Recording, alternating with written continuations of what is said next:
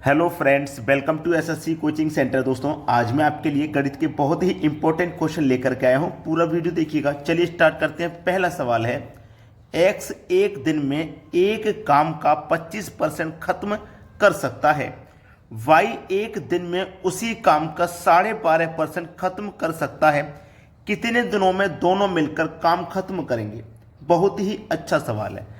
आप जानते हैं कि कोई भी काम है वो अपने आप में जितना भी होगा वो 100% होगा, जो भी काम है। अब हमारा जो x है वो एक दिन में कितना खत्म कर रहा है? 25%।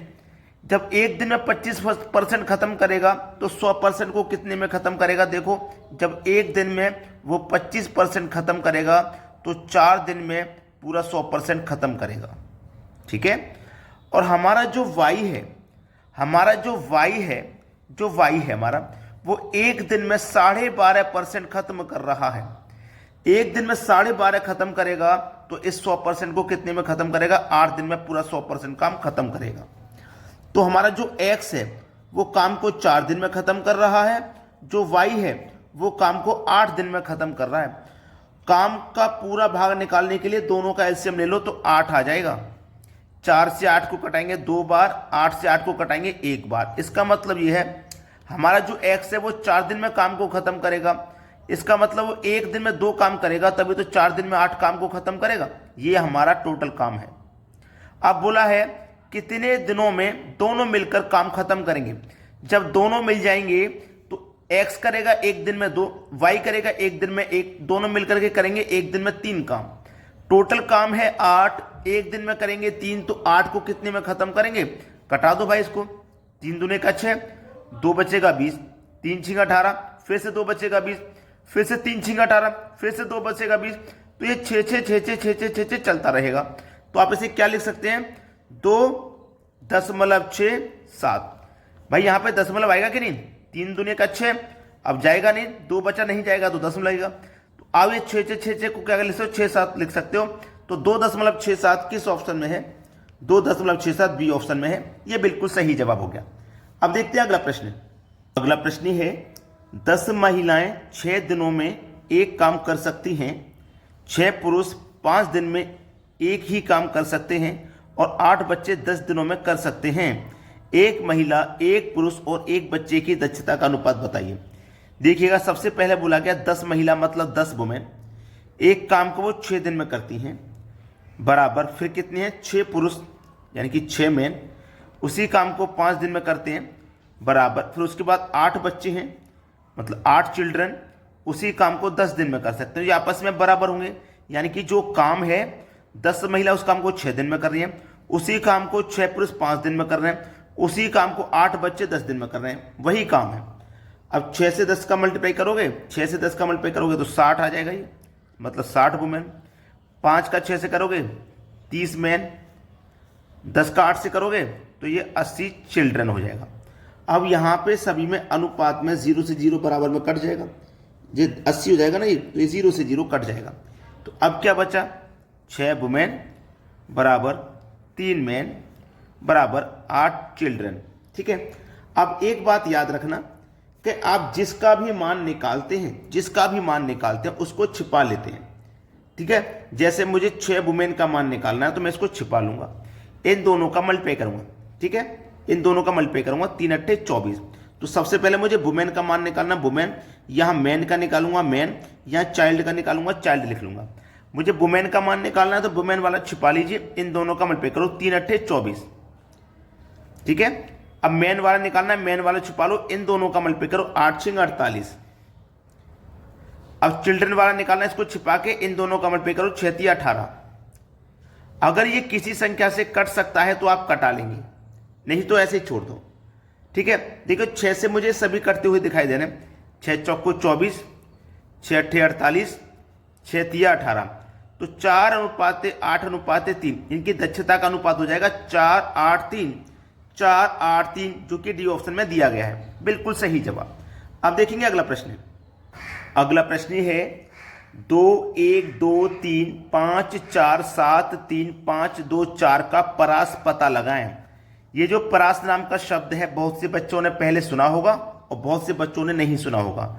परास का मतलब है वो पूछ रहा है आपसे रेंज, वो आपसे रेंज पूछ रहा है। और रेंज निकालने का क्या फॉर्मूला होता है मैं यहां पे लिख देता हूं।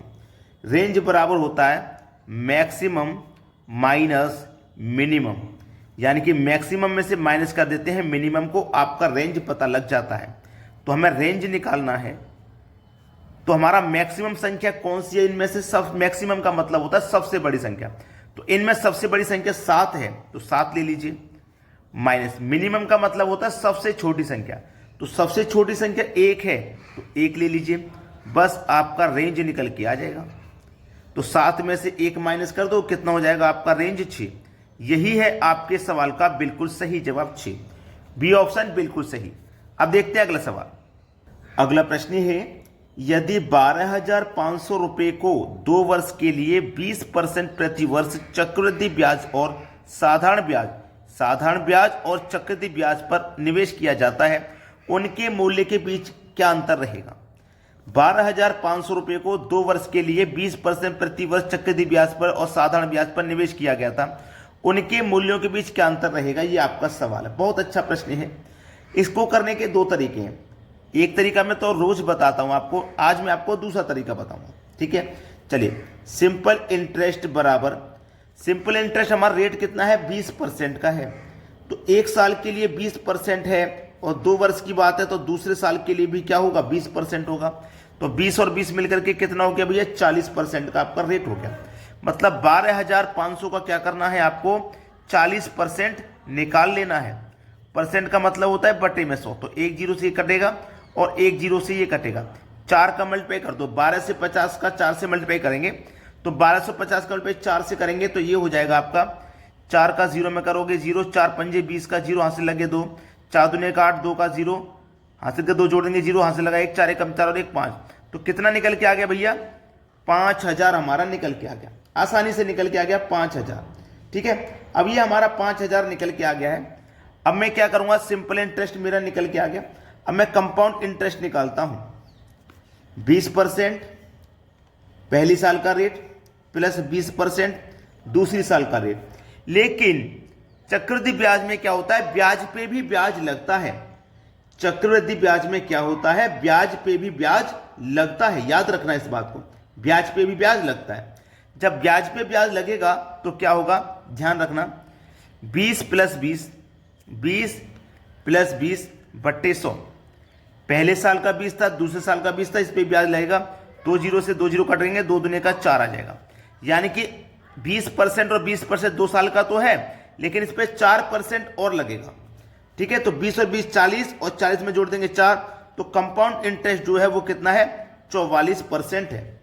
कंपाउंड इंटरेस्ट 44% है, जबकि साधारण ब्याज आपका 40% है। 20 और 20 40, कंपाउंड इंटरेस्ट 44 और ये कितना है? 40। अगर आप दोनों का अंतर करेंगे तो कितना आ जाएगा? दोनों का अंतर आ जाएगा 4% का, दोनों का अंतर आ गया 4%। अब बस सवाल को यहीं खत्म कर दोगे आप।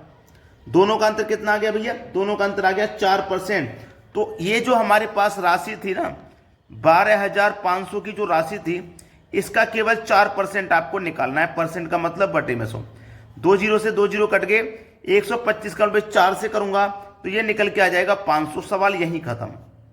500, डी ऑप्शन बिल्कुल सही है। ये 5,000 जो निकल के आ गया था, इसकी कोई जरूरत नहीं है। ठीक है, चलिए अब देखते हैं अगला सवाल। अगला सवाल है, यदि x एक अभाज्य संख्या है तो x और उसके तुरंत बाद आने वाली संख्या का एलसीएम होगा।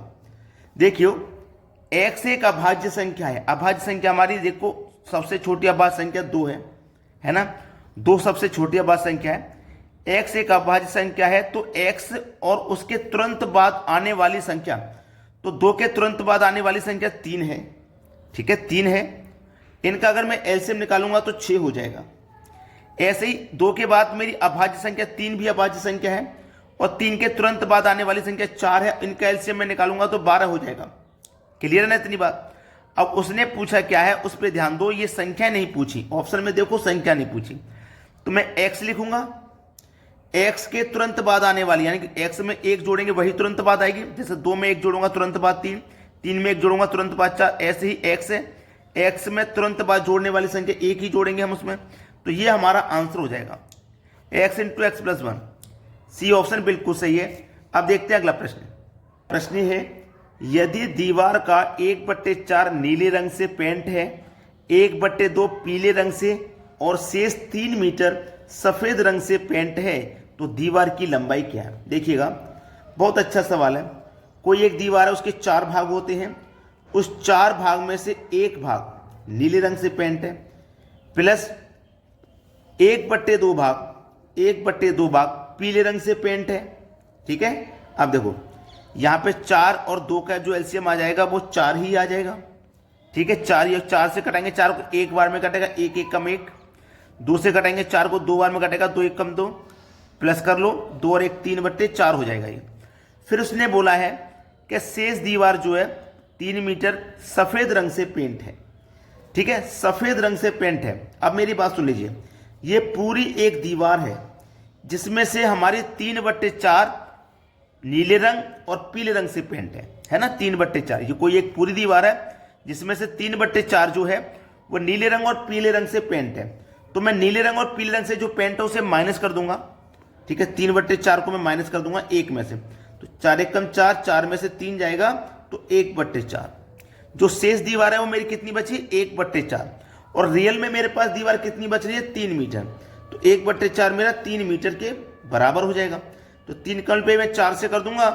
ठीक है, तो ये इधर 1, 4 का 3 से मल्टीप्लाई कर दो, 4 × 12। तो दीवार की लंबाई क्या है? दीवार की लंबाई है 12 मीटर। ये हो जाएगा आपके प्रश्न का बिल्कुल सही जवाब, पहला ऑप्शन। अगर कोई भी बच्चा लाइक नहीं किया वीडियो को तो लाइक कर दें, और यदि शेयर नहीं किया तो भैया शेयर कर दें। ठीक है दोस्तों, धन्यवाद।